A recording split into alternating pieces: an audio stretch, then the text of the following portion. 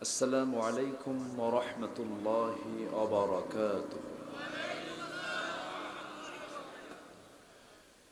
إن الحمد لله الأكرم الذي خلق الإنسان وكرم وعلمه من البيان ما لم يعلم، فسبحان الذي لا يحصى امتنانه باللسان ولا بالقلم. نشهد أن لا إله إلا الله وحده لا شريك له، ونشهد أن سيدنا وحبيبنا ومولانا محمدا عبده ورسوله الذي أرسله بالحق بشيرا ونذيرا وداعيا إلى الله بإذنه وسراجا وقمرا منيرا. فقد قال الله تعالى في كلامه المجيد وفرقانه الحميد: أعوذ بالله من الشيطان الرجيم. بسم الله الرحمن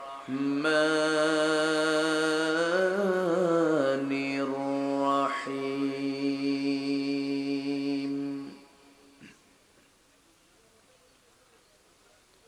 يا أيها الذين آمنوا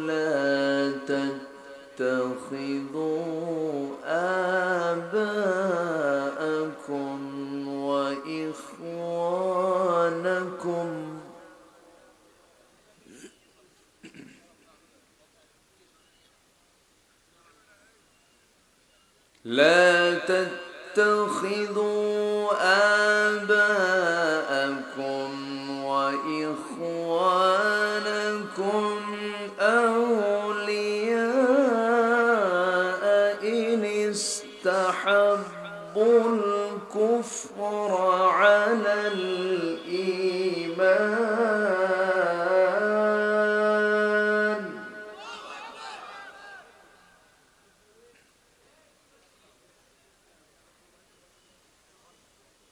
ومن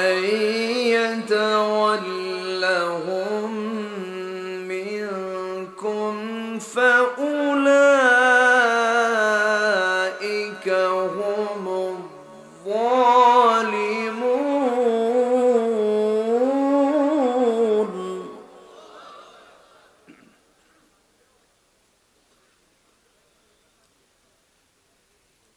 قل إن كان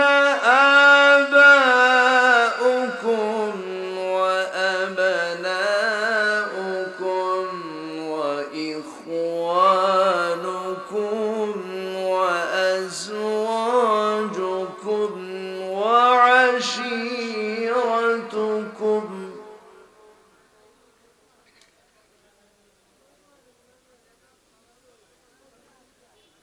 وأموال اقترفتموها وتجارة تخشون كسادها ومساكن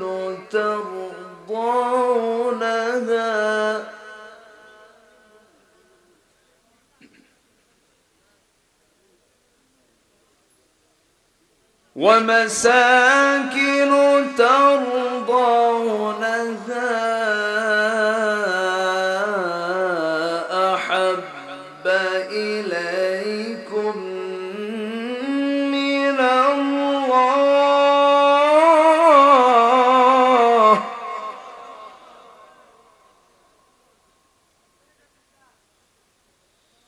أحب إليكم من الله ورسوله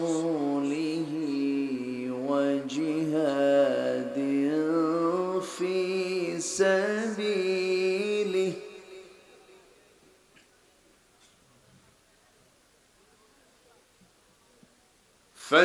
فتربصوا حتى يأتي الله بأمره والله لا يهدي القوم الفاسقين.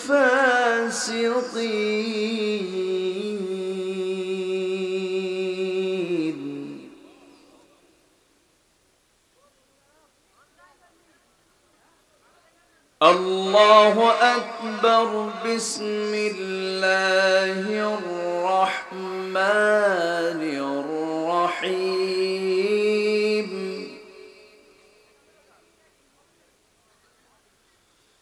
إن الله وملائكته يصلون على النبي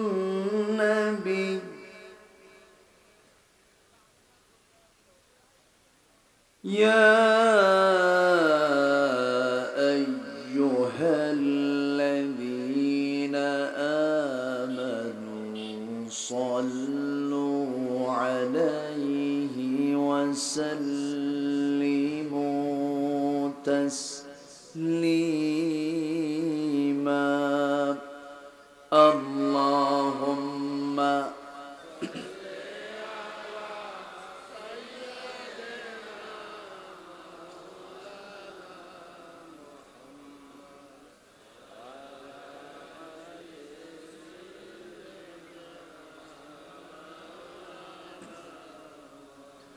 একটু মোহাব্বত দিয়ে নবীর প্রেমে মাতোয়ারা হয়ে জবান খুলে সবাই বলুন আল্লাহুম্মা।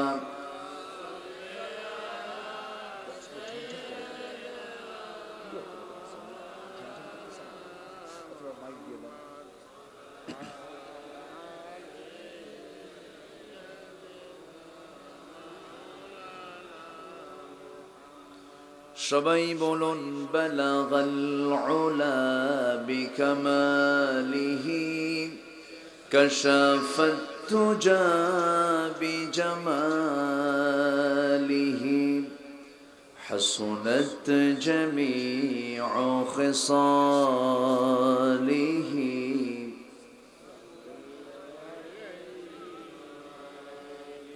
سورة يوسف بداري حكمة لقمان ما قارئ قرآن باري يهدي لسادمان ما بلغ العلا بكماله كشف التجى بجماله حسنت جميع خصاله.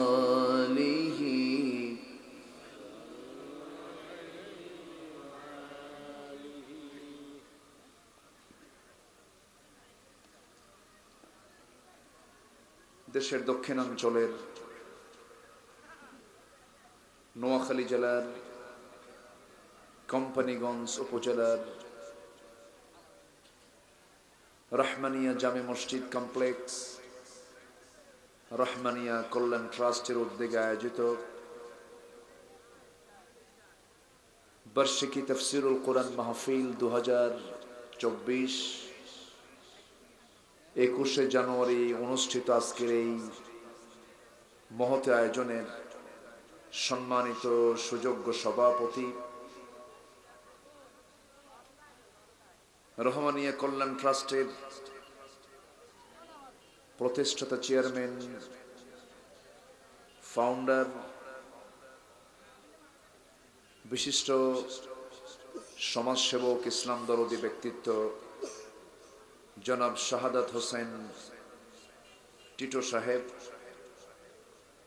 আজকের মাহফিলের বরেণ্য অতিথি প্রথিতযশা আলেমে দ্বীন মুহতারাম মাওলানা আখতার হোসাইন জিহাদি হাফিজাহুল্লাহ, আজকের এই প্রোগ্রামের সম্মানিত মেহমানবৃন্দ, সুশীল সমাজ, জাতির শ্রেষ্ঠ সন্তান শিক্ষক মণ্ডলী, জাতির বিবেক সাংবাদিক বৃন্দ, প্রশাসনের দায়িত্ব নিয়োজিত কর্মকর্তা বৃন্দ,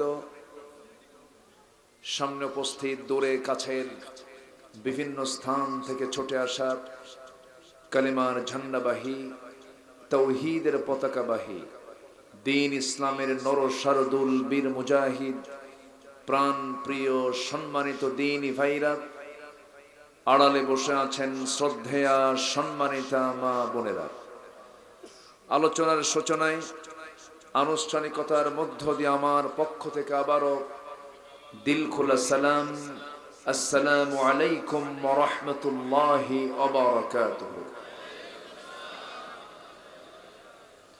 সালামের জবাব একটু ভিজা ভিজা মনে হলো, একটু ভালো করে দেন। আসসালামু আলাইকুম ওয়া রাহমাতুল্লাহ।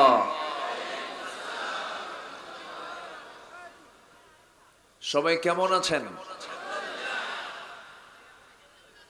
আমাকেও প্রশ্ন করলেন, আল্লাহ তাআলা আমাকে তো আপনার মতোই রেখেছেন। বলছি আলহামদুলিল্লাহ। এ মাঠে আমি এর আগে এসেছিলাম, আমি আসি ওই মুসাপুরের সেই 2016 সাল থেকে আমার এই এলাকায় পদচারণা, তাও তো দেখতে দেখতে 8টি বছর হয়ে গেল।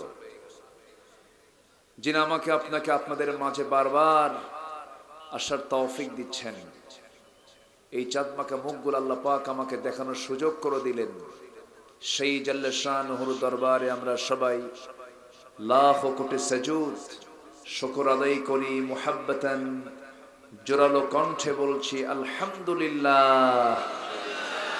চিৎকার মেরে বলছি আল্লাহুম্মা ইন্নী আসআলুকা আল হুদা ওয়াত তুকা ওয়াল আফাফা ওয়াল গিনা। সবাই বলি আল্লাহুম্মা লাকা আসলামতু ওয়া বিকা আমানতু ওয়া আলাইকা তাওয়াক্কালতু ওয়া ইলাইকা আনাবতু ওয়া বিকা খাসামতু। আমরা আল্লাহ তাআলার শুকর আদায় করে নিলাম। দীর্ঘ সময় ধরে আপনারা আলোচনা শুনতে শুনতে এখন ক্লান্তির পথে, তা আমি যতক্ষণ আছি আমাকে সময় দেওয়া যাবে তো? সবাই সময় দিতে কি রাজি আছেন? আমাকে ছেড়ে এখানে রেখে কি চলে যাবেন কেউ? আমরা শুরু করেছি নাহমাদুহু দিয়ে, শেষ হবে কি দিয়ে? দোয়া দিয়ে। আমরা খুব বেশি লম্বা সময় নেব তাও না, আমি নাতে দীর্ঘ কথা বলবো। ওয়ামা তাওফীকি ইল্লা বিল্লাহ। সম্মানিত হাজিরিন, আমরা এমন একটি সময় এখানে হাজির হয়েছি যে সময় বিশ্বে 2 শতাধিক রাষ্ট্রের 56টি মুসলিম রাষ্ট্র, 200 কোটি মুসলমানের এই দুনিয়া, প্রতি 4 জনে 1 জন মুসলমান, খনিজ সম্পদ প্রাকৃতিক সম্পদে ভরপুর মুসলিম জনপদ। বিশ্বের 10টি ধনী রাষ্ট্রের তালিকায় যদি দেখা যায় নাম, সেখানে একাধিক মুসলিম দেশ বিশ্বের ধনী তালিকায় আছে। সবকিছু মুসলমানদের থাকার পরেও গোটা পৃথিবীতে আজ মুসলমান শান্তিতে না অশান্তিতে? শান্তি না অশান্তি? অশান্তি। মুসলমানদের প্রথম কেবলা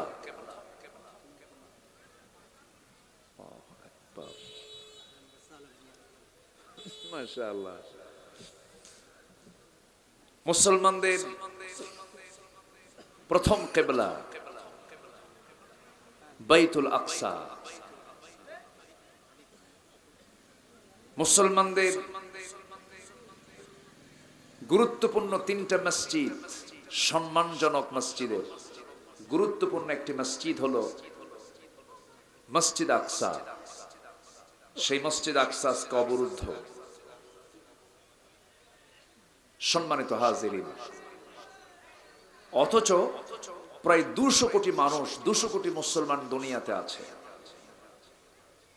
তাহলে আমরা কি আসলেই ভালো আছি? আসতে বলবেন না, ভালো আছি নাই। আজ একাকী শান্তি নেই, লোকালয়ে শান্তি নেই, পরিবারে শান্তি নেই, সমাজে শান্তি নেই। প্রত্যেকটা জায়গায় একটি কেমন যেন একটা অস্থিরতা বিরাজ করছে। কেউ কাউকে দাম দেয় না, ছোট বড়কে সম্মান করে না, বড় ছোটকে স্নেহ করে না, সন্তান বাবাকে মর্যাদা দেয় না, বাবা সন্তানকে আদর্শ শিখায় না। এই যে একটি প্রতিকূল পরিস্থিতি আমরা ফেস করছি, এটার মূল কারণ হলো মুসলিম উম্মাহ মূল একটি জায়গা থেকে সরে দাঁড়িয়েছে। সেই মূল জায়গাটা হলো আমার নবীজির বিদায়ী হজের ভাষণ, তোমাদের মাঝে রেখে গেল আমি দুটি মহা উপহার, কোরআনের পুত্র মঙ্গলবাণী, মর্ম উপদেশ যার। কোরআন এবং সুন্নাহ থেকে আজকে মুসলমান দূরে থাকার কারণেই আজকে মুসলমানদের এই চিত্র আমরা লক্ষ্য করছি। আসতে বলবেন না, ঠিক কিনা? এর মাঝে আমার পাশে আমার নুরউদ্দিন ভাই, আমি জানি না উনি তো লন্ডনে থাকার কথা, আমাকে মনে হয় হোয়াটসঅ্যাপে আমাকে নক দিয়েছেন, উনি আমাকে ইনফর্ম করেননি যে আমি আছি দেশে। তো মেঘ না চাইতেই বৃষ্টিও পাইলাম। তা আল্লাহ আমার নুরউদ্দিন ভাইয়ের সকল কাজে, সকল কর্মে আল্লাহ তুমি আল্লাহ বারাকা দান করো, জোরে বলি আমিন। আমি তার মাহফিলে প্রথম এই এলাকায় প্রথম তাকে দিয়েই এই এলাকায় আমার প্রথম সফরটা, আমি মনে প্রথম শুরুতেই বলেছি, হয়তো নামটা বলিনি কিন্তু মুসাফরের নামটা বলেছি। তো যাই হোক, আমরা মূল বিষয়ে চলে যাচ্ছি। তাহলে আমরা যদি সেই হারানো ঐতিহ্য, ইতিহাসকে আবার যদি ফিরে আনতে চাই, একটাই পথ, সেটা হলো কোরআনকে আঁকড়ে ধরা, ইসলামকে একদিকে নয় পূর্ণাঙ্গ জীবন বিধান হিসাবে এটাকে মেনে নেওয়া। এক জায়গায় মানলে হবে না, সব জায়গায় মানতে হবে। আল্লাহ রাব্বুল আলামিন সুন্দর করে এক জায়গায় বলছেন, আল্লাহ রাব্বুল আলামিন বলেন, ওয়া'তাসিমু বিহাবলিল্লাহি জামিআন ওয়া লা তাফাররাকু ওয়াযকুরু নি'মাতাল্লাহি আলাইকুম ইয কুনতুম আ'দাআন ফাআল্লাফা বাইনা কুলুবিকুম فأصبحتم بنعمته إخوانا জোরে বলুন আল্লাহু আকবার। তোমরা আল্লাহর রজ্জুকে একত্রিত ভাবে শক্ত করে ধারণ করো, মত পার্থক্য সৃষ্টি করো না। এখানে হাবলিল্লাহ আই হাবলিল কোরআন, কোরআনটাকে তোমরা শক্ত করে ধরো। আমার ভাইরা, মুসলমানদের ভিতরে আজকে কোনো কিছুর ক্রাইসিস ছিল না, সম্পদের কোনো ক্রাইসিস নাই, জনসংখ্যার কোনো ক্রাইসিস নাই। মূল ক্রাইসিস হলো আজকে মুসলমানদের মধ্যে সততা বিভক্ত আমরা লক্ষ্য করছি।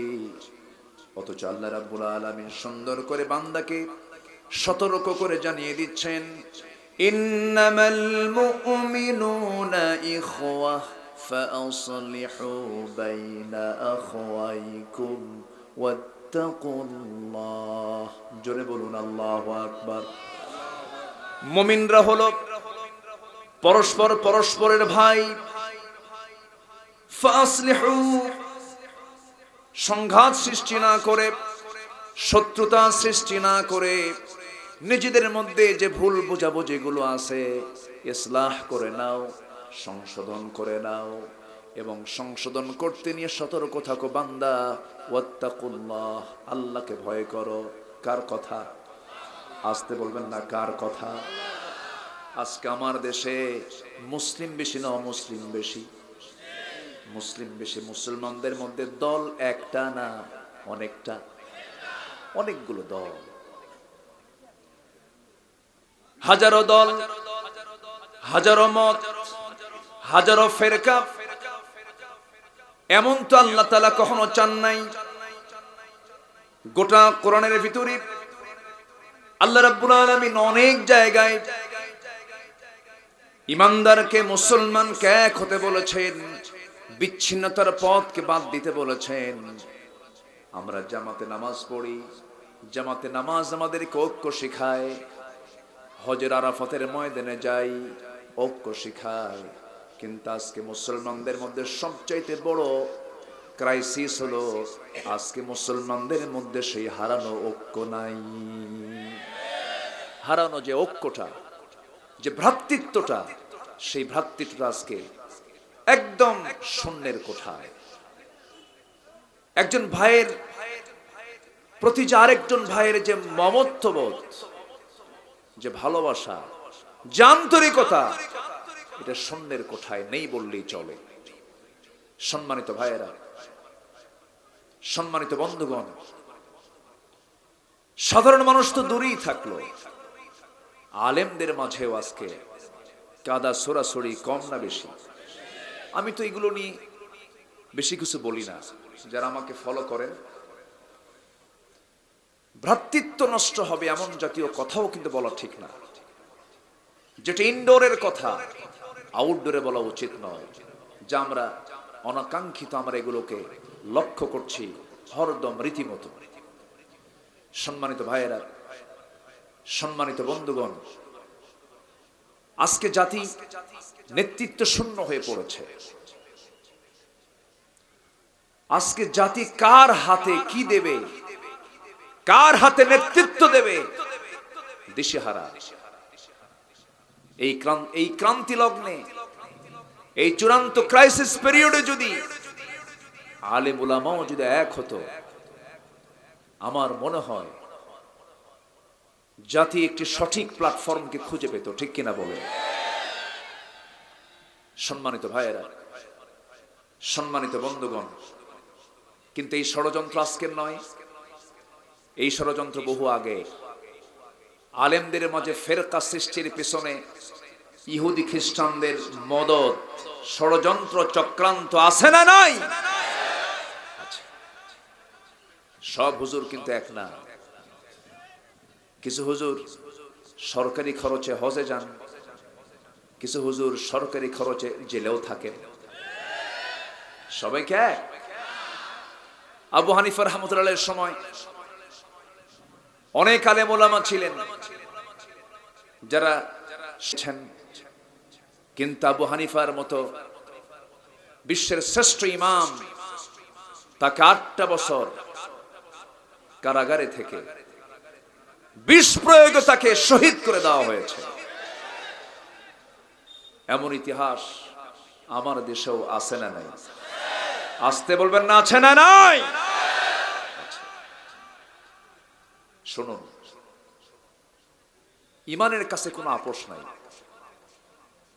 ইমানের কাছে কোনো আপোষ নাই। সবাই মরে যাব আমরা। শুধু অ্যাডজাস্ট করবেন, সমঝোতা করবেন না। ইমানের কাছে কোনো আপোষ নাই। ইমান ইমান, মুহাব্বত মুহাব্বত, সব হবে কার জন্য? আসতে বলবেন না, কার জন্য? আমাকে সময় দেওয়া যাবে তো? অসুবিধা নাই তো? আমি একটু প্রতিকূল সময় উঠেছি, 11টা তো অনেক হয়ে গেছে, কিন্তু আমাকে একটু সময় দিলে আমি কিছু কথা বলবো। জোরে বলি ইনশাআল্লাহ। সূরাটার নাম হলো তাওবা। সূরার নাম কি বলেন? তাওবা। সূরা তাওবার দুটো আয়াত আমি তেলাওয়াত করেছি। আমরা এই দুনিয়াতে এই যে মায়ার জালে পড়ে যায়, ছেলে মেয়ে, ভাই বোন, স্ত্রী, পরিবার, পরিজন, আসলে বলুন তো একটু আমরা চিন্তা করে, এগুলো কি আসলেই স্থায়ী কোনো সম্পর্ক? আসতে বলে, স্থায়ী কোনো সম্পর্ক? স্থায়ী সম্পর্ক একমাত্র কার সাথে হতে পারে? আল্লাহর সাথে হতে পারে। আল্লাহ তাআলা এই দুটো আয়াতে এটাই বোঝাচ্ছে। আমরা একটু কান লাগাই, মনোযোগ দিয়ে শোনার চেষ্টা করি। আল্লাহ তাআলা বলছেন, বান্দা, মুহাব্বত আমি তোমাকে দিয়েছি, ভালোবাসা আমি তোমাকে দিয়েছি, তোমার মধ্যে মায়া দিয়েছি, দরদ দিয়েছি, রাগ দিয়েছি, ক্ষোভ দিয়েছি, জেদ দিয়েছি, সব কিছু দিয়ে দিয়েছি। কিন্তু বান্দা, আমি তোমাকে তার সীমারেখা জানিয়ে দিচ্ছি। মহান রব্বুল আলামিন সূরা তাওবার 23 এবং 24 নম্বর আয়াতে ঈমানদারদেরকে ডাক দিয়ে বলছেন, ইয়া আইয়ুহাল্লাযীনা আমানু লা তাত্তাখিযু আবাআকুম ওয়া ইখওয়ানাকুম আউলিয়া ইন ইসতাহাব্বুল কুফরা আলাল ঈমান ওয়া মান ইয়াতাওয়াল্লাহুম মিনকুম ফাউলাইকা হুমুয যালিমুন। জোরে বলুন আল্লাহু আকবার। ও ঈমানদারেরা, লা তাত্তাখিযু, গ্রহণ করতে যেও না, ধরতে যেও না, আবাআকুম, তোমাদের বাবাকে, ওয়া আবনা ওয়া ইখওয়ানাকুম, তোমাদের ভাইদেরকে, আউলিয়া, বন্ধু হিসাবে, ইনস্তাহাব্বুল কুফর আলাল ঈমান, সেই সমস্ত বাপ ভাইদেরকে তোমরা বন্ধু হিসাবে গ্রহণ করতে যেও না যারা ঈমানকে বাদ দিয়ে, যারা কুফরকে গ্রহণ করে নিয়েছে। তোমার হোক বাবা, তোমার হোক ভাই, কিন্তু ঈমানকে যারা বাদ দিয়ে কুফরকে গ্রহণ করে নিয়েছে, তাদেরকে তোমরা বন্ধু হিসেবে গ্রহণ করতে যেও না। এই হুকুম কি মোল্লার না আল্লাহর? কার হুকুম বলেন?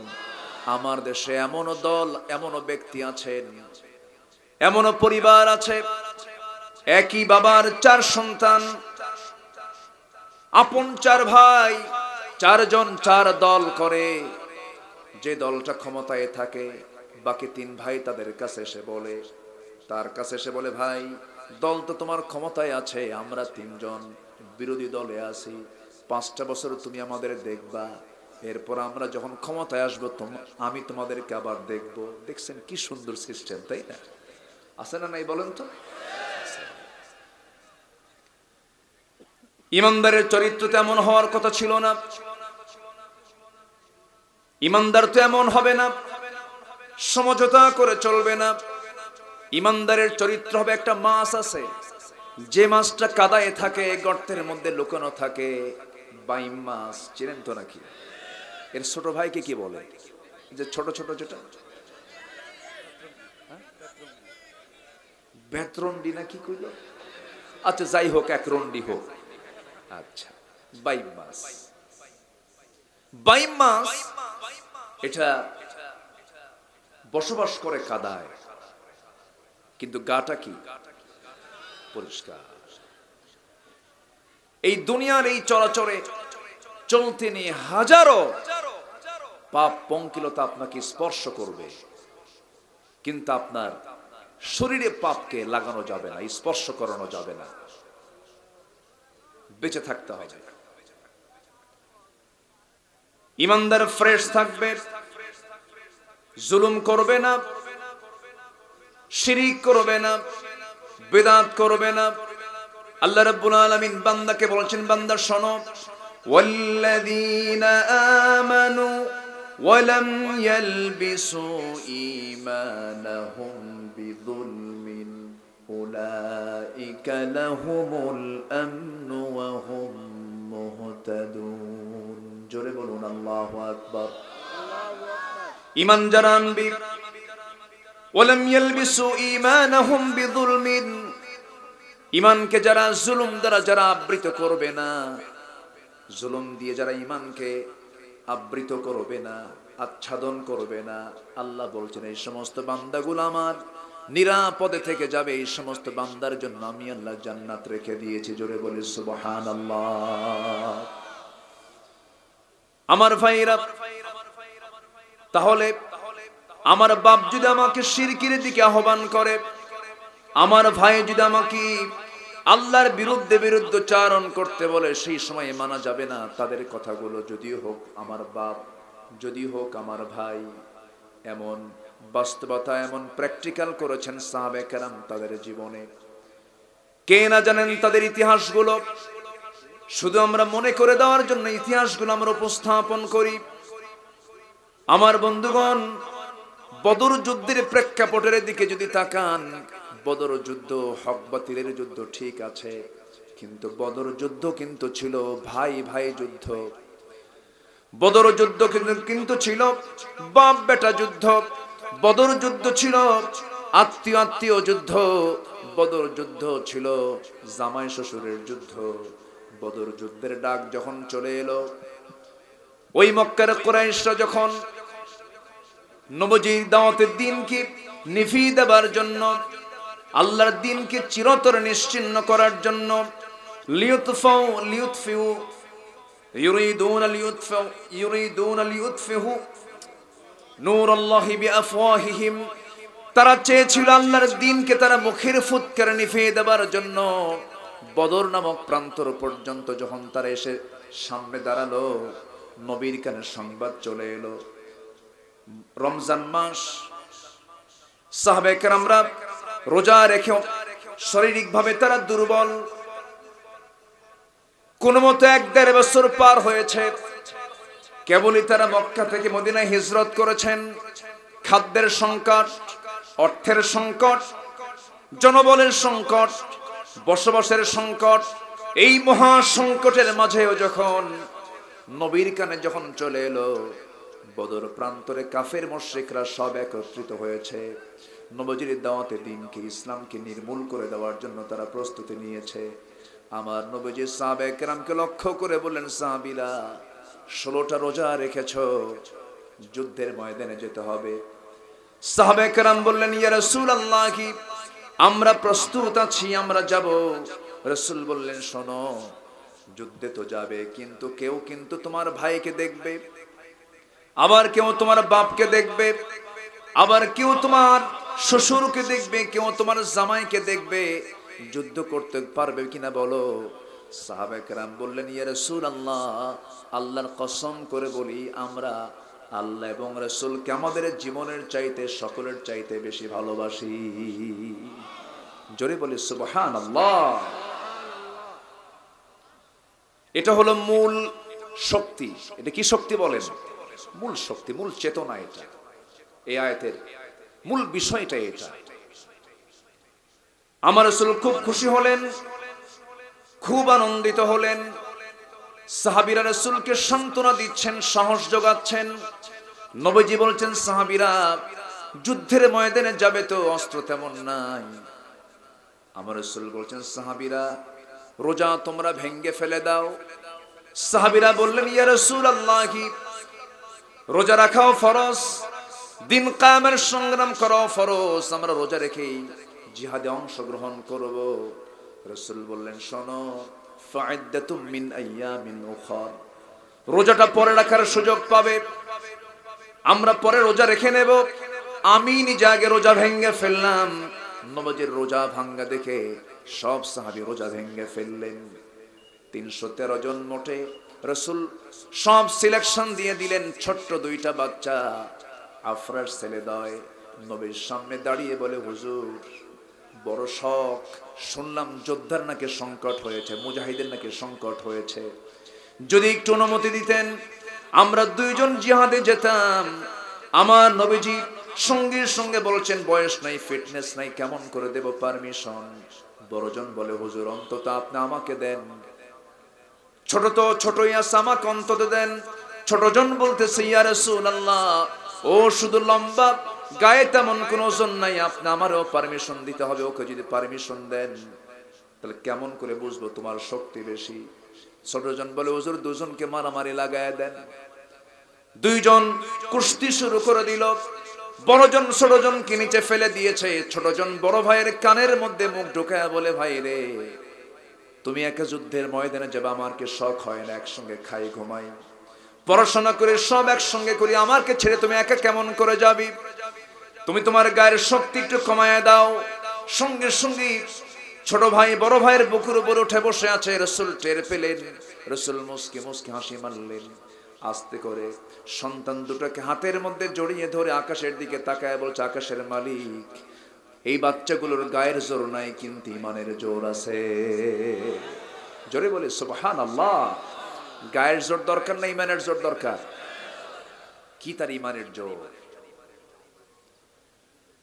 আমার বন্ধুগণ, মদিনার এক মহিলা সাহাবী ছোট্ট দুই বছরের বাচ্চা কোলে করে নিয়ে নবীর সামনে দাঁড়িয়ে বলছে, ইয়া রাসূলুল্লাহ, শুনলাম যুদ্ধের নাকি ডাক এসেছে। আমার তো বড় কোনো সন্তান নাই, আমার স্বামীও নাই, ছোট্ট আমার এই বাচ্চা 2 বছরের বাচ্চা আমি আপনার জন্য দিয়ে গেলাম। যুদ্ধের সন্তানটাকে আপনি ঢাল বানায়া নিবে। আমার নবীজি বলছেন, ও মহিলা, আল্লাহ তোমার নিয়তকে কবুল করে নিয়েছেন, যাও। সন্তানকে তো আর জিহাদে নেওয়া সম্ভব নয়, ছোট্ট বাচ্চা, যাও, চলে যাও। কি সাহাবীরা রাসূলকে উপহার দিয়েছেন দেখেন, কি ভালোবাসা উপহার দিয়েছেন। আমার নবীজির সঙ্গে 313 জন সাহাবী চলে গেলেন 80 মাইল দূর বদর প্রান্তর। নিজের চোখে বারবার দেখি, যখনই মক্কা মদিনায় যাই, বদরে যায় ছুটে, উহুদে যায় ছুটে, কারণ বদর যুদ্ধ, উহুদ যুদ্ধের মতো বড় স্মৃতি এই দুনিয়া তার দ্বিতীয়টা নাই। আমার বন্ধুগণ, সেই বদরের প্রান্তরে ছোট্ট 2টা বাচ্চা, আফরার ছেলেদ্বয় মুআজ এবং মুআজ, এই ছোট্ট 2টা বাচ্চা এক সাহাবীকে ডাক দিয়ে বলছে, ও চাচা, আমরা তো যুদ্ধ করতে আসছি, সবার সঙ্গে যুদ্ধ করতে আসি নাই, একজন ব্যক্তির বিরুদ্ধে মোকাবেলা করতে এসেছে। কে? আবু জেহেল। সঙ্গে সঙ্গে বলছে, আবু জেহেল দিয়ে কি করবা বলো, কি হয়েছে বলো, এত রাগটার উপরে কেন? ছোট্ট 2টা বাচ্চা বলে, রাগ হবার 1 নাম্বার কারণ হলো, শুনতে পেয়েছি আমাদের প্রাণপ্রিয় রাসূলকে নাকি সবচেয়ে বেশি কষ্ট এই আবু জেহেল দিয়েছে। এখানেও মূল প্রেরণা হলো নবীর ভালোবাসা। কার ভালোবাসা বলেন? নবীর ভালোবাসা। এখানে যারা বসে আছেন, একটা বিষয়ে বলি, স্বপ্নে দেখি না আমরা? রাতে ঘুমাতে গেলে পরে কিছু না কিছু স্বপ্ন প্রায় আমরা দেখি। এই স্বপ্ন আল্লাহ তাআলা বান্দার জীবনে দিয়ে দিয়েছেন। কিছু দুঃস্বপ্ন, কিছু খারাপ স্বপ্ন দেখে, কিছু ভালো স্বপ্ন দেখে। স্বপ্ন কিন্তু অনেক কিছুর ইঙ্গিত বহন করে। যুগে যুগে পয়গম্বরদের, যুগে যুগে আল্লাহওয়ালা যারা বান্দা ছিলেন, সূরা ইউসুফ পড়েন, সূরা ইউসুফের ভিতরে স্বপ্নের ব্যাখ্যা দিয়েছেন একজন পয়গম্বর। সেই পয়গম্বরের নাম কি? ইউসুফ আলাইহিস সালাতু ওয়াস সালাম। জীবনে বহু স্বপ্ন দেখলাম, কিন্তু রাসূলকে স্বপ্নে দেখতে পারলাম না। এটা আমাদের জন্য একটা বিশাল বড় শূন্যতা, অনেক বড় গ্যাপ। আমার বন্ধুগণ, আল্লাহর কসম করে বলি, দিল থেকে কতটা বলছি, মন দিয়ে শুনবেন। যদি কোনো বান্দা রাসূলকে দেখতে চায়, যদি কোনো বান্দা রাসূলকে জীবনের চাইতে বেশি মোহাব্বত করতে পারে, আল্লাহর কসম করে বলি, নিয়মিত সে যদি দরুদ পড়তে পারে, অবশ্যই কোনো না কোনো রাত্রে, কোনো না কোনো স্বপ্ন অবশ্যই সে তার রাসূলকে দেখতে পারবে। আলহামদুলিল্লাহ। দেখতে চান না? দেখতে চান না? দেখতে চান না? শর্ত হলো রাসূলকে জীবনের চাইতে বেশি ভালোবাসতে হবে। বুকে হাত দিয়ে আমরা একটু ভাববো, আমি কি আমার জীবনের চাইতে রাসূলকে বেশি ভালোবাসতে পেরেছি? পৃথিবীর সবচাইতে বড়, মানে সবচাইতে বড় রাডার হলো মানুষের বিবেক। আমার সেন্স যদি বলে দেয়, আমার মন যদি বলে, হ্যাঁ আমি রাসূলকে জীবনের চাইতে বেশি ভালোবাসি, তাহলে আমি একটা হলফ করে বলতে পারি, ওই বান্দা রাসূলকে স্বপ্নে দেখবে। আল্লাহ তুমি সবাইকে এমন আমল করার তৌফিক দিয়ে দাও। জোরে বলি আল্লাহুম্মা আমিন। সাহাবা কেরামদের সবচেয়ে বড় পুঁজি ছিল হলো কার ভালোবাসা? নাম্বার 2 হচ্ছে মুহাম্মদ সাল্লাল্লাহু আলাইহি ওয়াসাল্লামের ভালোবাসা। আমার বন্ধুগণ, ওই ছোট্ট দুইটা বাচ্চাকে প্রশ্ন করা হলো, তোমরা কাদের বিরুদ্ধে যুদ্ধ করতে এসেছো? সঙ্গে সঙ্গে ছোট্ট দুইটা বাচ্চা বলতেছে, আমরা কারো বিরুদ্ধে যুদ্ধ করতে আসি নাই, শুধু আবু জেহেলকে দুনিয়া থেকে বিদায় করার জন্য আসছে। কেন? রসুলকে নাকি সেই সবচাইতে বেশি কষ্ট দিয়েছে। কি পরিমাণ মোহাব্বত দেখেন। ওই সাহাবী বলছেন, ও ছোট্ট দুইটা বাচ্চা, ওই যে আবু জেহেল ঘোড়ার পিঠে বসে আছে, দুই দিকে দুই পা ছেড়ে দিয়া চতুর্দিকে তার সৈন্যবাহিনী সব তাকে পাহারা দিতেছে। সে হলো কাফেরদের লিডার, কুরাইশদের লিডার। বলতে দেরি হলো, যেতে দেরি হলো না, সিংহের মতো গর্জন দিয়া বাজ পাখির মতো উড়ন্ত হয়ে আবু জেহেলের দুই পাশে ছোট্ট দুইটা বাচ্চা দাঁড়ায় গেছে ছোট্ট তরবারি নিয়া। রমজান মাস, আমরা তো বিজয়ের মাস ডিসেম্বর বলি, আমরা স্বাধীনতার মাস মার্চকে বলি, কিন্তু যদি আপনি প্রকৃত বিজয়ের মাস, প্রকৃত বিজয় মুসলমানদের এসেছে, মুসলমানদের বদরের মাস একটাই মাস, সেটা হলো রমজান। সেটা কি বলেন? এটা হচ্ছে মুসলমানদের চেতনা। 17তম রমজানের দিন ওই ছোট্ট দুইটা বাচ্চা আবু জেহেলের সামনাসামনি মুখোমুখি দাঁড়ায় গেছে, কেউ টের পায় নাই। ছোট্ট দুইটা বাচ্চা বলে অবহেলা করে ফেলেছে। ইতিহাস বলছে, সিরাত ইবনে হিশাম সহ বহু সিরাত গ্রন্থে এসেছে, এই ছোট্ট দুইটা বাচ্চা ছোট্ট তরবারি হাতের মধ্যে নিয়া আবু জেহেলের দুই পায়ে দুজন একসঙ্গে সজোরে যখন আঘাত করেছে, এক আঘাতে ওই আবু জেহেল ওই যে ঘোড়ার পিঠ থেকে পড়ে গেছে, কোমর সোজা করে আর আবু জেহেল কোনোদিন দাঁড়াতে পারে নাই। জোরে কোন সুবহানাল্লাহ। চেতনা হলো সবচাইতে কাকে ভালোবাসা? কাকে ভালোবাসা? আল্লাহকে ভালোবাসা। আমার ভাইরা, আবু জেহেল যখন ধরাশয়ী হয়ে জমিনে পড়ল, ছোট্ট দুইটা বাচ্চার ভিতরে বড় ভাইকে তারা অ্যাটাক করে ফেললো। বড় ভাইয়ের পিছন দিক থেকে সে একজন কাফের তার ডান হাতে মেরে দিল। তার এক আঘাতে তার ডান হাতটা চামড়ার সঙ্গে ঝুলতে লাগলো, তরবারি ঝনঝন করে পড়ে গেল। বাম হাতে তরবারি তুলে নিয়ে যুদ্ধ চালাতে লাগলেন। চুল পরিমাণ তার মধ্যে কোনো ভয় নাই, ভীতি নাই। যুদ্ধ চালাতে নিয়া, তরবারি চালাতে নিয়া ঝুলন্ত ডান হাতটা বাম হাতে সে বারবার ধাক্কা খায় মনে করে, ডিস্টার্ব হচ্ছে মনে করে। ঝুলন্ত হাতটা বাম পায়ের নিচে রেখে এত জোরে টান মারলেন, হাতটা ছিটকে পড়ে গেল। বাম হাতে যুদ্ধ করতে করতে বাম হাতও কেটে ফেলে দিল। ঝনঝন করে তরবারি পড়ে গেল সামনে। ইতিমের মতো ফেল ফেল করে তাকায় আসি, কেমন করে যুদ্ধ করবে, তরবারি ধরবে কেমনে, দুই হাতি তো নাই। আরেকজন কাফের এসে গর্দান বরাবর হাঁকা দিল, মস্তকটা ছিটকে পড়ে গেল। ছোট্ট বাচ্চা দুনিয়া থেকে বিদায় নিয়ে এটাই বুঝায় দিল, এই দুনিয়াতে সবচাইতে যদি বেশি মোহাব্বত করতে হয়, আল্লাহকে মোহাব্বত করো, রসুলকে মোহাব্বত করে আল্লাহর জমিন, আল্লাহর দিন কায়েমের সংগ্রামে নিজের জীবনকে বিসর্জন দিয়ে দাও। যেরকম সুবহানাল্লাহ। সেই বদরি চেতনা কি আমাদের মধ্যে নিয়ে আসার দরকার আছে না নাই? আসতে বলবেন না, আছে না নাই? আমার কাছে মনে হচ্ছে গোটা পৃথিবীর দ্বিতীয় বৃহত্তম মুসলিম জনপদ বাংলাদেশের আগামীর দিন কোরআনের দিন, আগামীর বাংলাদেশ কোরআনের বাংলাদেশ, আগামীর বাংলাদেশ ইসলামের বাংলাদেশ। সম্মানিত ভাইয়েরা, সম্মানিত বন্ধুগণ, শুধু শর্ত হলো ইমানটাকে আমরা একটু পাকাপোক্ত করে নেব। জোরে বলি ইনশাআল্লাহ, জোরে বলি ইনশাআল্লাহ। আলোচনা চালাবো, জোরে বলি ইনশাআল্লাহ। ওই বদর প্রান্তরে কুল ইন কানা আবাআকুম ওয়া ইখওয়ানাকুম, এক সাহাবী দেখতে পেলেন তার বাপ সামনে দাঁড়ানো, হঠাৎ করে তার চোখে পানি চলে আসছে।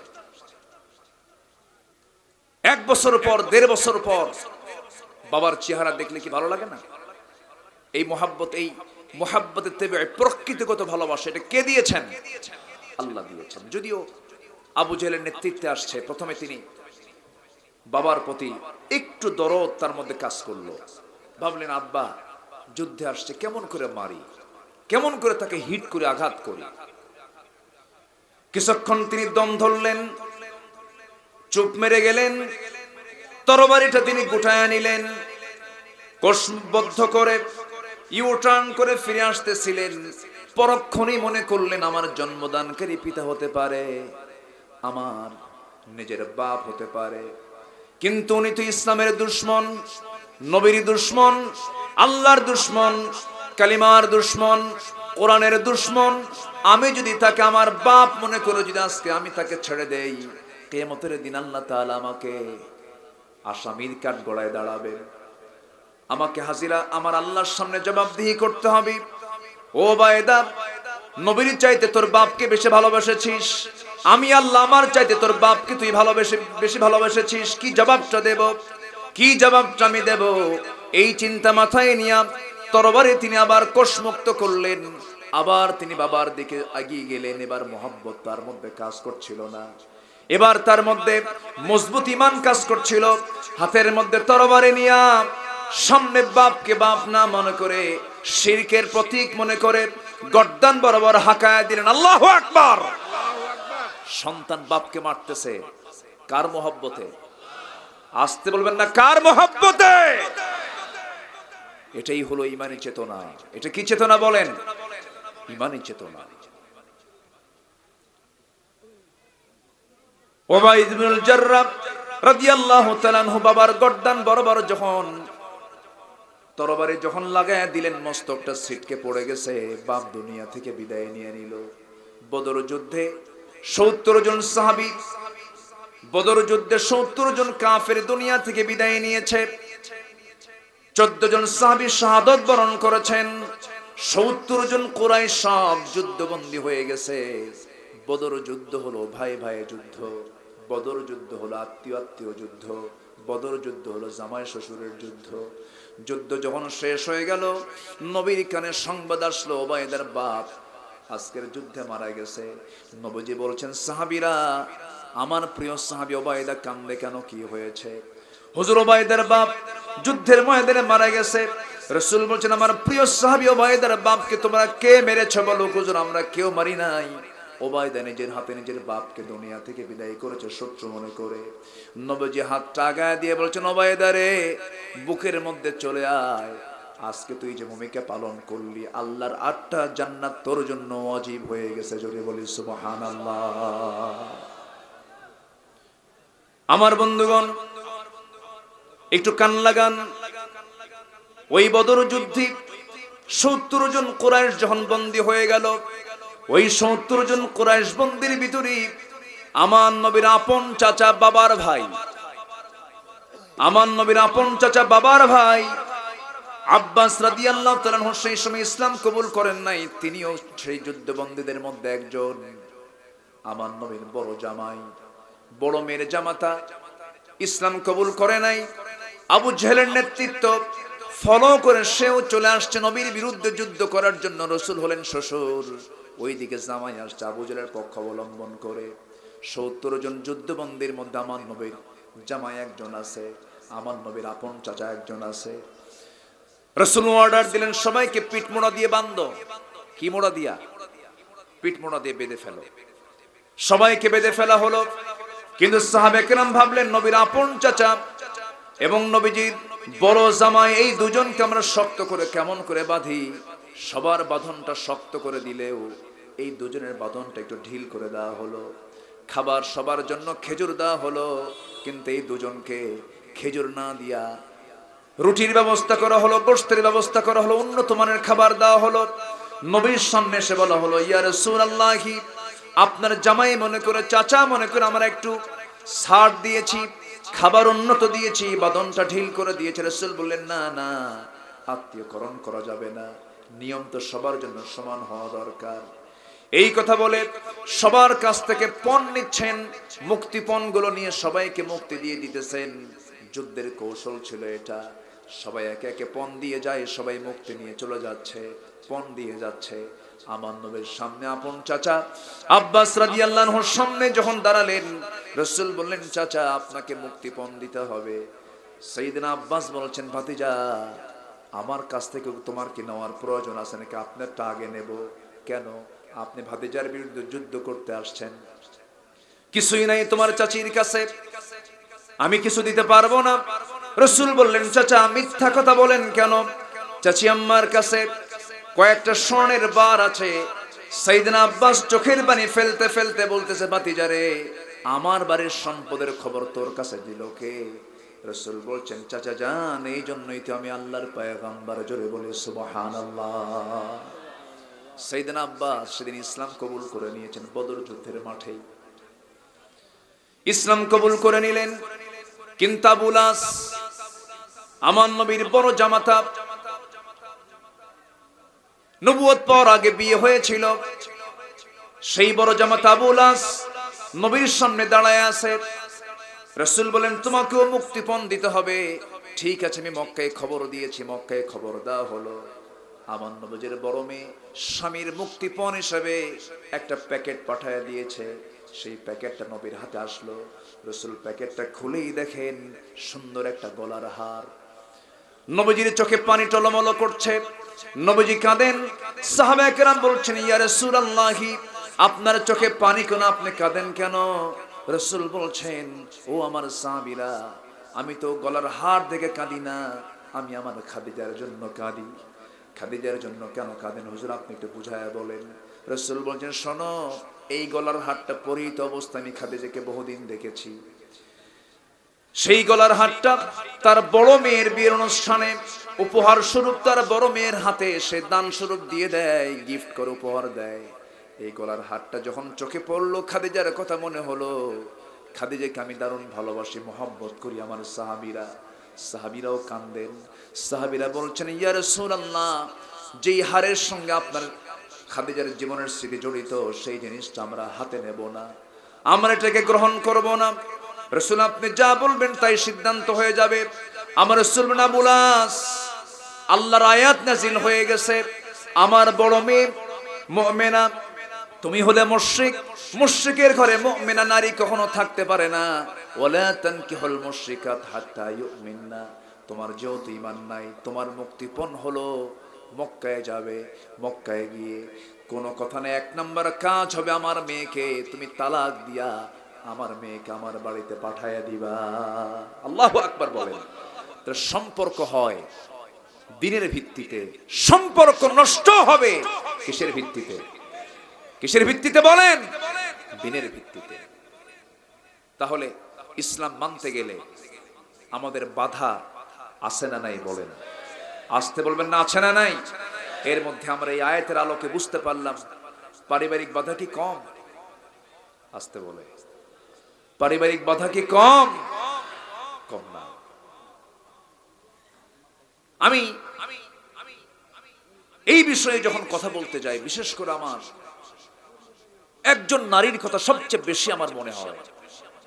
আল্লাহ তাআলা তার নামটা কোরআনে এই জন্য হাইলাইট করেননি, বিশেষ কারণ এই মহিলার জীবনে আছে একজন ত্যাগী নারী, যিনি তার ফ্যামিলিকে মাইনাস করেছেন, সব কিছু মাইনাস করে ধরেছেন কাকে? আসতে বলবেন না, কাকে? আল্লাহকে। সেই নারী হচ্ছেন ফেরাউনের স্ত্রী। কি নাম? কি নাম বলেন? আসিয়া, ইমরাআত ফিরাউন। কি সম্মান আল্লাহ তাকে দিয়েছেন! আল্লাহু আকবার। দিন মানতে গেলে যত বাধা আসে, সকল বাধা এই মহিলাকে ফেস করতে হয়েছে। আল্লাহু আকবার বলেন। রাষ্ট্রীয় বাধা, পারিবারিক বাধা, সামাজিক বাধা, সব বাধা তিনি ডিঙ্গিয়ে তিনি ফলাফল পেয়েছেন, ঈমানের ফলাফল পেয়েছেন 100-তে কত? 100 ফুলফিল। যখন ফেরাউন জানতে পারলো যে আসিয়া দিন মেনে নিয়েছে, ইসলাম কবুল করে নিয়েছে, আল্লাহ তাআলা এখানে কিন্তু সেকেন্ড আয়াতে স্ত্রী কথা বলেছেন, ভাইয়ের কথা বলেছেন, গোত্রের কথা বলেছেন, বাবার কথা বলেছেন। 8টা জিনিসের চাইতে বেশি মহব্বত করতে হবে কাকে? আসতে বলবেন না। কাকে? আমি সেকেন্ড আয়াতের দিকে আস্তে আস্তে আসতেছি। কষ্ট পাচ্ছেন না তো কেউ? আমি খুবই আনন্দিত যে একজন লোক নড়েননি। বলি আলহামদুলিল্লাহ, জোরে বলি আলহামদুলিল্লাহ। আসিয়া আলাইহিস সালাতু ওয়াস সালাম ইসলাম কবুল করেছেন, ফেরাউনের কানে চলে গেল। ফেরাউন বলল, আসিয়া শুনতে পেলাম তুমি নাকি ইসলাম কবুল করেছো, দিন মেনে নিয়েছো। আসিয়া বলেন, আমার স্বামী আপনি শুনবেন কেন? আপনি দেখেন লা ইলাহা ইল্লাল্লাহ। বুকে কোনো ভয় আছে? আসতে বলে, বুকে কোনো ভয় আছে? যে ইমানদারি ঈমান এনে ঈমানকে গোপন রাখে, যে ইমানদার ঈমান এনে ঈমানকে প্রশ্নবিদ্ধ করে, তার নাম হলো মুনাফিক। তার নাম কি? মুনাফিক। আসিয়া বললেন, আপনি দেখলেন তো? ফেরাউন বলছে, আসিয়া তুমি কি জানো এটার ফলাফল কি হতে পারে? কথা হচ্ছে কার? বলেন বলেন বলেন। স্বামী স্ত্রী। আয়াতের সঙ্গে মিল আছে না নাই? আচ্ছা। স্বামী স্ত্রী কথোপকথন চলছে। ফেরাউন যেটাই করুক না কেন, তাফসীর এসেছে ফেরাউন কখনো আসিয়ার সঙ্গে কখনো খারাপ আচরণ করে নাই। সেদিন বলে ফেলতেছে, আসিয়া শোনো, আমি তোমাকে সকল ফ্যাসিলিটি দিয়েছি, সকল সুযোগ সুবিধা দিয়েছি। আমার রাষ্ট্রের তুমি হলে আমার পরে তোমার জায়গা ফার্স্ট লেডি অফ ইজিপ্ট। এই ইজিপ্টের এই মিশর জনপদের আমার ক্ষমতার এরিয়ার ভিতরে আমার পরে যার স্থান তোমাকে আমি দিয়েছি, এত সম্মান মর্যাদার পোস্ট তুমি বাদ দিয়ে তুমি কি ধরতে গেলা? ভুল বুঝো না, সংসার তছনছ হয়ে যাবে, আমার মান সম্মান সব ডুবে যাবে, তুমি এগুলো বাদ দিয়ে দাও। আসিয়া বলছেন, স্বামী আমার একটা কথা জেনে রেখে দিন, আমার জীবনের চাইতে আমি সবচাইতে বেশি ভালোবাসি আমার আল্লাহ তাআলাকে। জোরে কোন সুবহানাল্লাহ। কি অবিচল বিশ্বাস তার এনেছেন আল্লাহর প্রতি। আচ্ছা, আমি একটা প্রশ্ন করি, মন খারাপ করবেন না, জাস্ট বোঝানোর জন্য বলতেছি। স্বামী বড় না বউ বড়? ভালো করে কন, হ্যাঁ ভালো করে বলবেন। স্বামী বড় না বউ বড়? স্বামী বড়, বউ ছোট। আচ্ছা, মা বড় না বউ বড়? ভালোই তো বলতেছেন মাহফিলে, বাড়িতে গিয়ে কি কন? হ্যাঁ, বিয়ের আগে একই প্লেটে খান, বিয়ের পরে কি মা থাকে সাথে? আস্তে মার সাথে থাকে। এমনও মা আছে খাবার পায় না, কিন্তু বউ ঠিকই খাবার পায়। এখন বলেন মা বড় না বউ বড়? আওয়াজ কিন্তু কম হয়েছে।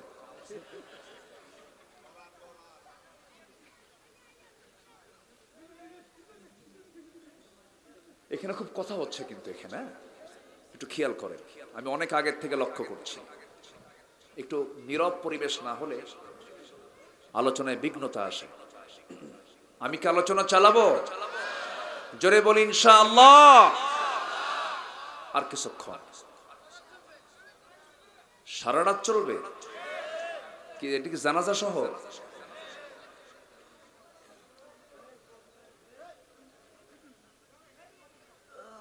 সম্মানিত ভাইয়েরা, আসিয়া আলাইহিস সালাতু ওয়াস সালামের সম্মান একটা রাষ্ট্রের রাষ্ট্রপ্রধানের বউ। আচ্ছা, চেয়ারম্যান বড় না চেয়ারম্যানের বউ বড়? হ্যাঁ, ভালো করে কও। ওই যে আরেকজন কইছে বউ বড়। বউ কিন্তু কম না। কোন লোকটা বইয়ের কথা শোনা না বলেন? এমন কেউ কি আছে যে বইয়ের কথা শোনে না? সবাই শোনে, আমিও শুনি, ভাইও শোনে। আপনি শোনেন না? না শুনে উপায় আছে কোন? শুনেছেন মুহাম্মদ সাল্লাল্লাহু আলাইহি ওয়াসাল্লাম। এটা একটা আলাদা সম্পর্ক। এটা বউ কিন্তু ছোটখাটো কোনো পদ না, অনেক বড় পদ। বইয়ের কথা শুনতে হয়। যত বড় বীর বাহাদুর হোক না কেন, বইয়ের কাছে কায়েত। আপনি কত বড় হুজুর হইছেন, হুজুরগিরি অন্য জায়গায় খাটাতে পারবেন, কিন্তু বউ বলবে তুমি কত নাম্বার হুজুর আমার জানা আছে, বসো। কথা বুঝেন নাই? এই এত গভীর একটা সম্পর্ক স্বামী স্ত্রী, যে স্বামীর কাছে তার নিজের যৌবনকে উজাড় করে দেওয়া, কত স্মৃতি, কত মোহাব্বত, কত ভালোবাসা, সব ইমানের কাছে এসে হেরে যাচ্ছে। আমি স্বামী চাই না, আমি কাকে চাই? আসতে বলবেন না, কাকে চাই? আল্লাহকে চাই। আসিয়া আলাইহিস সালাতু ওয়াস সালাম শেষ পর্যন্ত অটল থাকলেন, অবিচল থাকলেন, কারণ ঈমান এনে ঈমানের উপরে টিকে থাকাটাই সবচেয়ে বড় চ্যালেঞ্জ। আমার নবীর হাতে বায়াত গ্রহণ করে দিন মেনে নিয়া আবিসিনিয়ায় গিয়ে খ্রিস্টান হয়ে গেছে এমন নজিরও আছে। আমার নবীর হাতে বায়াত নিয়ে বেঈমান হয়ে দুনিয়া থেকে বিদায় নিয়েছে এমন নজিরও আছে। এইজন্য আল্লাহ তাআলা বলছেন, ইন্নাল্লাযীনা ক্বালু রাব্বুনাল্লাহু সুম্মা ইসতাকামু তাতানাজ্জালু আলাইহিমুল মালায়েকা, ঈমান যারা আনবে, ঈমানের উপরে যারা টিকে থাকবে, রহমত নাজিল করবেন কে? আল্লাহ তাআলা। টিকে থাকা সবচেয়ে বড় চ্যালেঞ্জ। আসিয়া আলাইহিস সালাতু ওয়াস সালাম টিকে থাকার পরীক্ষার সম্মুখীন হয়ে গেলেন। ফেরাউন বলছে, আসিয়া তুমি কি জানো ফলাফল কি হতে পারে? আসিয়া বলছেন, স্বামী আমার কি হবে আমি জানি না, তবে একটা কথা জেনে রাখি আপনাকে, আমার প্রতি অত্যাচার যত বাড়বে, একটা কথা আপনি জেনে রাখবেন, আমার ঈমানটা আরো তত পাকা হয়ে যাবে। ফেরাউন ভয় দেখানোর জন্য তার এক দাসী ছিল, সেও কালিমা পড়েছিল। সেই দাসীটাকে নিয়ে আসলো তার চোখের সামনে, হাতের মধ্যে পেরেক, পায়ের মধ্যে পেরেক দিয়ে 4 হাত পা শক্ত করে বেঁধে দিয়া একটা করে অঙ্গহানি করে দুনিয়া থেকে বিদায় করতেছে। এমন দৃশ্য যখন আসিয়ার সামনে যখন দেখানো হলো, বলা হলো, আসিয়া এই দাসীর মতো তোমাকে আমি টুকরো টুকরো করে দুনিয়া থেকে বিদায় করে দেব। আসিয়া বলছেন, স্বামী আপনি আমাকে হুমকি কিসের দেখেন জানি না, তবে আমি আমার নাকের মধ্যে জান্নাতের ঘ্রাণ পেতেছি, আমি জান্নাতের ঘ্রাণ পেতেছি। এমন সময় ফেরাউন হামানদেরকে নিয়ে মন্ত্রী বৈঠকে বসে গেছে। হামান বলছে, ফেরাউন ঘরের শত্রু বড় শত্রু, বুকের শত্রু বড় শত্রু, তাকে দুনিয়া থেকে বিদায় না করলে পরে আপনার জন্য ঝুঁকিপূর্ণ হয়ে যাবে। ফেরাউন সবার পরামর্শ নিয়া জাল্লাত রেডি করে ফেললো। জাল্লাত সামনে হাজির হয়ে গেছে করাত নিয়া। শেষবারের মতো ফেরাউন বলছে, আসিয়া শোনো, সংসার তো তছনছ করে দিলা, সব শেষ হয়ে গেল আমার, কি করবে বলো?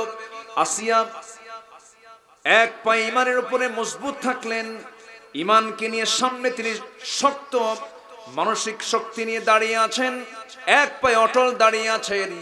এমন সময় ফেরাউন বলল, আসিয়া এখনো সময় আছে, তুমি কি করবে বলো? আসিয়া আলাইহিস সালাতু ওয়াস সালাম সেই সময়ও শেষ বাক্য বলেছেন, আমার স্বামী, আমি হাসতে হাসতে দুনিয়া থেকে বিদায় নেব, কিন্তু বাতিলদের সামনে আমি কখনো মাথা নত করব না। আমি আল্লাহকে সবচেয়ে বেশি ভালোবাসি। মুসার দিন সত্য, মুসা সত্য, আল্লাহ সত্য। ফেরাউন করলো কি? সঙ্গে সঙ্গে অর্ডার দিয়ে দিল, করাত দিয়ে জাল্লাত তার কপালের কাছে যখন করাতটা নিয়ে এসেছে, এমন সময় আসিয়া আলাইহিস সালাতু ওয়াস সালাম তাফসীর এসেছে, তিনি একটা দোয়া করেছিলেন। সেই দোয়া আল্লাহ রাব্বুল আলামিন যত্ন করে কোরআনে তুলে ধরেছেন। কি সুন্দর দোয়া! এমন দোয়া তিনি পড়লেন, আল্লাহ তাআলা সেই দোয়াটা কোরআনে কারীমের সূরা তাহরিমের শেষের দিকে বলছেন, রব্বি বিনিলি ইনদাকা বাইতান ফিল জান্নাতি ওয়া নাজ্জিনি মিন ফিরআউনা ওয়া আমালিহি। জোরে বলুন আল্লাহু আকবার।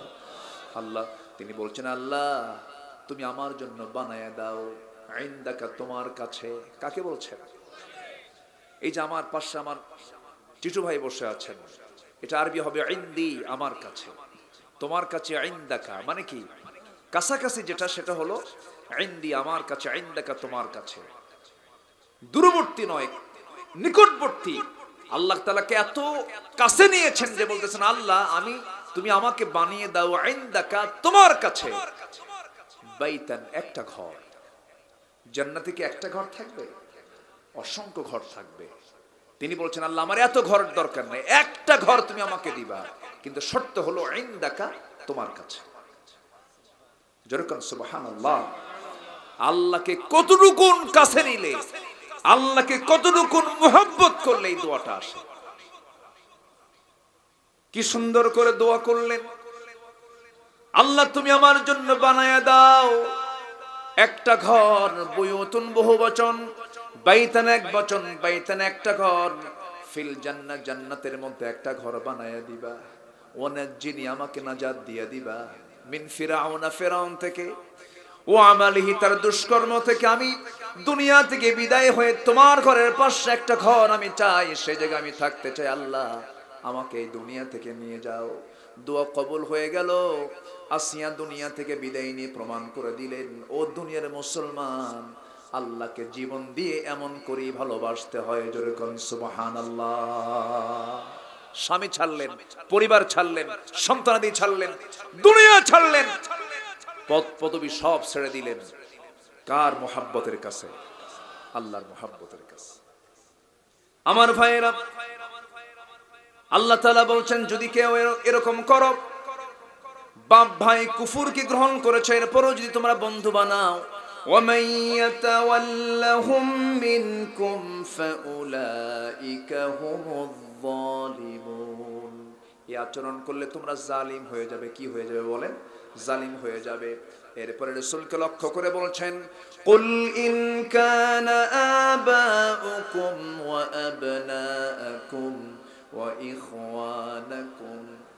আল্লাহ রাব্বুল আলামিন সুন্দর করে বলছেন, কুল ইন কানা আবাউকুম ওয়া আবনাউকুম ওয়া ইখওয়ানুকুম ওয়া আজওয়াজুকুম ওয়া আশীরাতুকুম ওয়া আমওয়ালুন ইকতারাফতুমুহা ওয়া তিজারাতুন তাখশাউনা কাসাদাহা ওয়া মাসাকিনু তারদাউনাহা أحب إليكم من الله ورسوله وجهاد في سبيله فتربصوا حتى يأتي الله بأمره والله لا يهدي القوم الفاسقين। জোরে বলুন আল্লাহু আকবার। যদি তোমরা তোমাদের বাবা, নাম্বার 2 সন্তান ছেলে, নাম্বার 3 ভাই, নাম্বার 4 স্ত্রী, নাম্বার 5 তোমাদের গোত্র, নাম্বার 6 তোমাদের মালামাল, তোমাদের সম্পদ, নাম্বার 7 হলো তোমাদের ব্যবসা, নাম্বার 8 হলো তোমাদের প্রিয় বাসস্থান। এই 8টা জিনিসের চাইতে যদি আল্লাহকে, রাসূলকে, যদি জিহাদকে যদি বেশি প্রিয় না মনে হয়, অপেক্ষা করো, আল্লাহর ফয়সালা তোমাদের উপরে হয়ে যাবে। জেনে রেখে দিও, আল্লাহ তাআলা ফাসিকদেরকে কখনো হেদায়েত দেন না। কার কথা? আসতে বলবেন না, কার কথা? আল্লাহর কথা। সম্মানিত ভাইয়েরা, এখানে আরেকটা ইবাদতের কথা আসছে, সেটা হলো ওয়া জিহাদিন ফি সাবিলি, ওয়া জিহাদিন ফি সাবিলি। যারা আল্লাহর পথে জিহাদ করাকে এই সমস্ত মুহাব্বতের চাইতে বেশি মুহাব্বত না করে, আল্লাহ তাআলা তাদেরকে ইঙ্গিতে ফাসিক বলে সম্বোধন করেছেন। সম্মানিত বন্ধুগণ, নামাজ পড়তে রক্ত ঝরাতে হয় না, কোরআন তেলাওয়াতে রক্ত ঝরাতে হয় না, কিন্তু কোরআন প্রতিষ্ঠার সংগ্রাম করতে গেলে রক্ত ঝরাতে হয়। সম্মানিত ভাইয়েরা, কোরআনকে সমাজে প্রতিষ্ঠা করার জন্য যে চেষ্টা, এই চেষ্টা কি বলা হয়? সংক্ষিপ্ত করে বলছে, সেটা কি বলা হয়? হলো জিহাদ। সেটার নাম কি বলেন? জিহাদ। জিহাদের দরকার আছে না নাই? আসতে বলবেন না, আছে না নাই? আছে। কিন্তু জিহাদ শব্দকে প্রশ্নবিদ্ধ করা হয়েছে। জিহাদকে নেগেটিভ ভাবে জাতির সামনে উপস্থাপন করার জন্য কিছু নাস্তিক চেতনার কিছু বদমাইশ, বুদ্ধিজীবী নামের কলঙ্ক বদমাইশ কিছু আছে না নাই? আছে। আজকে ডক্টর আসিফ নজরুলের একটা আর্টিকেল আমাকে খুব উৎসাহ দিয়েছে। ডক্টর আসিফ নজরুল বরাবরই তিনি ইসলাম সম্পর্কে তার পজিটিভ তেমন কোনো চিন্তা মাথায় ডিপলি ছিল না। আজকে তার একটা আর্টিকেল দেখলাম, তিনি বললেন যে আমি জীবনে বহু মনীষীর জীবনী পড়েছি, অ্যাজ এ মুসলিম আমি রাসূলুল্লাহর জীবনীটা বেশি পড়তে পারিনি, কিন্তু আমি স্টাডি করতে নিয়ে দেখছি, লক্ষ্য করছি রাসূল শুধু রাসূল ছিলেন না, রাসূল ছিলেন একজন সবচেয়ে বড় সফল রাষ্ট্রনায়ক। আল্লাহু আকবার বলেন। সম্মানিত ভাইয়েরা, রাসূল যে রাষ্ট্রনায়ক হয়েছেন, শুধু কি দোয়া করে আর খানকা খুলে? শুধু কি দোয়া করে আর খানকা খুলে? নবীর হাতে ওই সময়ের সবচেয়ে আধুনিক অস্ত্র নবীর হাতে ছিল। ওই সময়ের সবচেয়ে যে আধুনিক অস্ত্র, আধুনিক যে যান, 7টা ঘোড়া তার রাস্তা বলে সবসময় রিজার্ভ থাকতো। তিনি লৌহ বর্ম পড়েছেন, হেলমেট পড়েছেন। রাসূল আঘাতপ্রাপ্ত হয়েছেন, রক্তাক্ত হয়েছেন। আপনি সুরমা লাগান চোখে, সওয়াব পাবেন। পাগড়ি লাগান মাথায়, সওয়াব পাবেন। আপনি মিষ্টি খান, সওয়াব পাবেন, কোনো সমস্যা নাই। কিন্তু আমার নবীজি তায়েফে 3 দিন না খেয়ে থাকলেন, রক্তাক্ত হলেন। উহুদের ময়দানে রক্তাক্ত হলেন, দাঁত ভাঙলেন। খন্দকের পরিখা খনন করতে গিয়ে আমার নবীজির কোমর কুঁজা হয়ে গেল। এই সুন্নাত আর সুরমা লাগানোর সুন্নাত, পাগড়ি বাঁধার সুন্নাত কখনো সমান হতে পারে না, পারে না, পারে না। মুনাফিকরা কোরআন তেলাওয়াত করতে পারে, মুনাফিকরা নামাজ পড়তে পারে, কিন্তু মুনাফিকরা রক্ত ঝরাতে পারে না।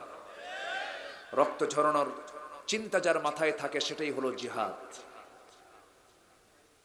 একটা মুজাহাদা, একটা চেষ্টা, ঘাম ঝরানো, রক্ত ঝরানো। একটা দেশের স্বাধীনতা আমরা পেয়েছি, বাংলাদেশে। এমনি এমনি আসছে বলেন তো? জীবন যায়নি, জীবন যায়নি, রক্ত দিতে হয়নি। একটা দেশকে আমরা স্বাধীন করেছি। একটা দেশকে যদি স্বাধীন করতে আমাদের রক্ত দিতে হয়, জীবন দিতে হয়, আল্লাহর জমিনের দিন কায়েমের জন্য প্রয়োজনে যদি জীবন দিতে হয়, রক্ত দিতে হয়, সবাইকে রাজি আছেন? রাজি আছেন কারা কারা? হাত উঁচু করে দেখান মুসলমান।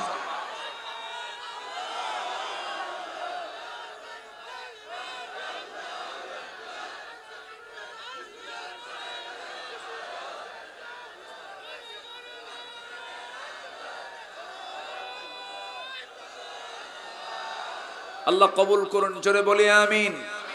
আরো জোরে আমিন, আরো জোরে আমিন। এটা প্রেক্ষাপট আছে সূরা তাওবা। আমার নবীজির সবচেয়ে বড় সামরিক অভিযান ছিল হলো তাবুক। বলেন তো কোনটা? বলেন তো। তাবুক। নদীতে চলে যাচ্ছেন?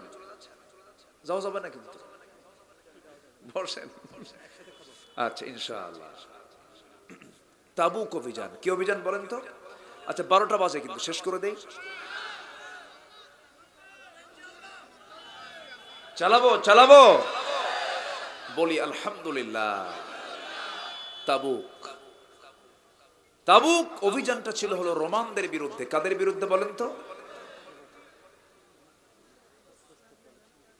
জি জি, দেখা যাক ইনশাআল্লাহ। জি, রোমানদের বিরুদ্ধে। রোমানদের বিরুদ্ধে আমার নবীজি 30,000 সৈনিক রেডি করলেন। কত হাজার বলেন? 30,000 তো খুব বেশি না নাকি?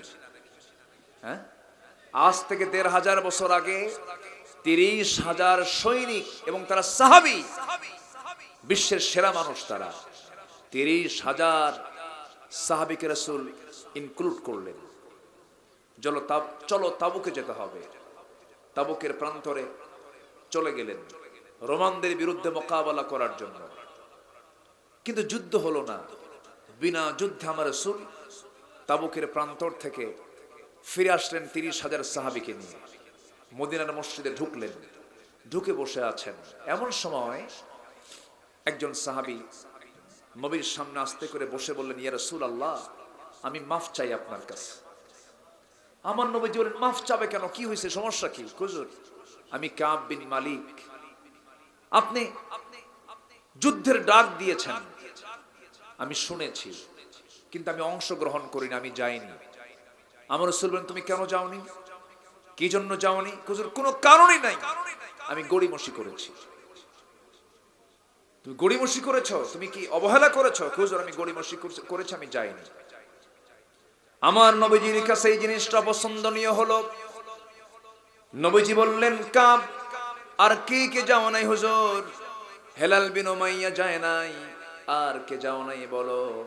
মুরারা বিন রাবিয়া যায় নাই। আর কে যাও নাই বলো? হুজুর আমার আর জানা নাই। এই তিনজন রাসূল তার কানে শুনলেন এবং বললেন, ও কাব বিন মালিক, তুমি এখন আমার কাছ থেকে যেতে পারো। তিনি মসজিদ থেকে বের হয়ে আসলেন, আমার নবীজির সঙ্গে সঙ্গে নোটিশ জারি করলেন, ও মদিনার মুসলমান, আমি এক্ষুনি জানিয়ে দিলাম, এই কাব বিন মালিক, হেলাল বিন উমাইয়া, মুরারা বিন রাবিয়া, এই তিন ব্যক্তির সঙ্গে মদিনার কোনো মুসলমান লেনদেন, কথাবার্তা, আচার ব্যবহার কোনো কিছুই করতে পারবে না। সাহাবীদের কানে চলে গেল সমস্ত কথাগুলো। এই তিনজন সাহাবীর কানেও চলে গেল। কাব বিন মালিক শোনার সঙ্গে সঙ্গে যেন আকাশ থেকে ভেঙে পড়লেন। আকাশ যেন তার মাথার উপরে ভেঙে পড়ল। কাব বিন মালিক করলেন কি, আস্তে করে তিনি কোথাও শেল্টার না পেয়ে নিজের বাড়ির দিকে রওনা দিলেন। দরজায় গিয়ে নক করলেন, স্ত্রী আমার দরজা খোলো, আমি কাব বিন মালিক, ভেতর থেকে জবাব আসতেছে, আমার স্বামী আপনার ঘর, আপনার বাড়ি। দরজা খুলতে আমি বাধ্য হলাম। দরজা আমি খুলে দেব, শর্ত হলো আমি আপনাকে ঘরে ঢুকায় দিয়া এই ঘর থেকে আমি আপনার স্ত্রী বের হয়ে যাব। কারণ যে ব্যক্তিকে রাসূল বয়কট করেছেন, আমি সেই ব্যক্তিকে কোনো ক্রমেই গ্রহণ করতে পারি না, আমিও ঘর থেকে বের হয়ে যাব। কাব বিন মালিক বললেন, দরজা খোলার দরকার নাই। ঘরে আর ঢুকলেন না। আস্তে করে ঘরের বাহির থেকে তিনি উঠান করে আবার অন্যদিকে চলে যাচ্ছিলেন। সামনের দিকে তাকায় দেখেন, ছোট্ট কলিজার টুকরা দুটো সন্তান, তার নিজের সন্তান। সন্তানদেরকে ডাক দিয়ে বলছেন, সন্তানরা এইদিকে আসো, আমি একটু আদর করি। সন্তান দুটো বলে, আব্বা কথা বলবো না, আদর নেব না, কারণ তোমার বিরুদ্ধে রাসূল বয়কটের ডাক দিয়েছেন। রাসূল যাদেরকে বয়কট করলেন, আমরাও তাদেরকে বয়কট করলাম। আল্লাহু আকবার। কাব বিন মালিক রাদিয়াল্লাহু তাআলা আনহু তওবা করছেন, সিজদায় পড়ে কাঁদতেছেন। ওইদিকে হেলাল বিন উমাইয়ার বিরুদ্ধে রাসূল তো বয়কটের ডাক দিয়েছেন। হেলাল বিন উমাইয়া করলেন কি, ঘরের মধ্যে থেকে একটা শক্ত রশি হাতের মধ্যে নিলেন, মদিনার মসজিদের সামনে গিয়া একটা খুঁটির সঙ্গে দড়িটা বেঁধে দুইটা হাত স্বেচ্ছায় বেঁধে দিয়া নিজে নিজে বলতেছে, হেলাল রে, তোর মতো হতভাগা বান্দা এই দুনিয়াতে নাই রে, যার বিরুদ্ধে রাসূল পর্যন্ত বয়কটের ডাক দেয়। আমি নিজের স্বেচ্ছায় মদিনার মসজিদের খুঁটির সঙ্গে আমার হাতটা বেঁধে দিলাম। তোমরা সবাই দেখো, আমার মতো বড় আসামি এই দুনিয়াতে আর কেউ নাই। কিতাবের মধ্যে আসছে, ওই যে হাত বেঁধেছিলেন দীর্ঘদিন পর্যন্ত, হাতে ঘা পর্যন্ত হয়ে গিয়েছিল, নির্দিষ্ট দিন পর্যন্ত সিজদায় পড়ে পড়ে কাঁদেন, কেউ তাদের সঙ্গে কথা বলে না। মুরারা বিন রাবিয়া রাদিয়াল্লাহু তাআলা আনহু, তিনি পাহাড়ি গর্তের মধ্যে ডুকরে ডুকরে কাঁদতেছেন। নির্দিষ্ট সময়ে যখন চলে গেল, তওবা করলেন, চোখের পানি ফেলে ফেলে কাঁদলেন। এক পর্যায়ে আল্লাহর দরবারে এই তিনজনের তওবাই কবুল হয়ে গেছে। সুবহানাল্লাহ। তিনজনের দোয়াই যখন কবুল হয়ে গেছে, আমার নবীর কাছে আয়াত নাযিল হলো, হে রাসূল, ওয়া আলা সালাসাতিল্লাযিনা খুল্লিফু, ওই তিনজন যারা আপনার সঙ্গে জিহাদে অংশগ্রহণ করতে পারে নাই, তারা যে পরিমাণ তওবা করেছে, আল্লাহ তাদের তওবা কবুল করে নিয়েছেন। নবীর আনন্দ দেখেন, নবীর আনন্দ দেখে কে? রাসূল বলছেন, ওমর, আমার কাব বিন মালিককে আমার সামনে নিয়ে আসো, আমি তাকে দেখতে চাই। আমার হেলালকে আমার সামনে নিয়ে আসো, আমি তাকে দেখতে চাই। আমার মুরারা বিন রাবিয়াকে আমার সামনে নিয়ে আসো, দেখতে চাই। আমি রাসূল তাদেরকে না মাফ করলেও আরশের মালিক মাফ করে দিয়েছেন। যেরকম সুবহানাল্লাহ। রাসূল তাদেরকে জড়িয়ে ধরলেন। কিন্তু এর মাঝখান থেকে আমরা একটা শিক্ষা পেলাম, সেটা হলো, এই তিনজন সাহাবীর কি নামাজের কোনো অভাব ছিল? আস্তে কয়, নামাজের কোনো অভাব ছিল? রোজার কোনো অভাব ছিল? দান সদকার কোনো অভাব ছিল? নবীর প্রতি মুহাব্বতের কোনো অভাব ছিল? শুধু একটা ইবাদত, জিহাদে অংশগ্রহণ করা থেকে তারা নিজেকে একটু গুটিয়ে রেখেছিলেন, গড়িমসি করেছিলেন। তাও ওই অভিযানে যুদ্ধ পরিচালিত হয়নি। আবার ৩০,০০০ সৈন্যের মাঝে শুধু তিনজন না যাওয়া, এটা কি বড় ধরনের কিছু না? কিন্তু রাসূল কেন আটকে ফেললেন, রাসূল কেন এটাকে ধরে ফেললেন? এটার মূল কারণ হলো একজনও আল্লাহর গোলাম কখনো জিহাদকে অবহেলার চোখে দেখতে পারে।